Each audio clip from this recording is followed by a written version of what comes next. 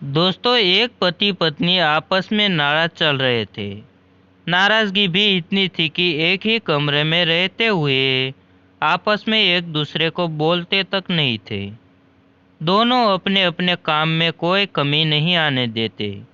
जैसे सुबह पति उठता तो पत्नी चाय टेबल पर रख जाती और ऑफिस का समय होता तो लंच बॉक्स तैयार करके देती। इसी तरह पति भी ऑफिस से आते हुए सब्जी राशन आदि लाकर रख देता। काफी दिन गुजर गए। एक दिन पति को जरूरी काम से ऑफिस में 8 बजे की जगह 6 बजे पहुंचना था, लेकिन उसकी नींद 7 बजे से पहले नहीं खुलती थी। रात को सोने के समय पति को विचार आया कि सुबह मुझे 5 बजे कौन उठाएगा। पति के दिमाग में एक उपाय आया और वह एक पर्ची अपनी पत्नी के नाम लिखने लगा।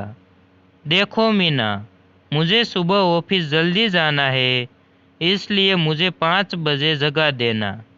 इसी तरह पर्ची लिख कर वह पत्नी के बेड पर रख आया और बेफिक्र होकर सो गया। पत्नी पर्ची उठाकर पढ़ी और कुछ सोचा और वह भी सो गई। सुबह पति की नींद खुली तो उसने उठकर घड़ी की तरफ देखा। घड़ी में 7 बज रहे थे। फिर उसकी निगाह तकिए पर गई तो वहाँ एक पर्ची रखी थी।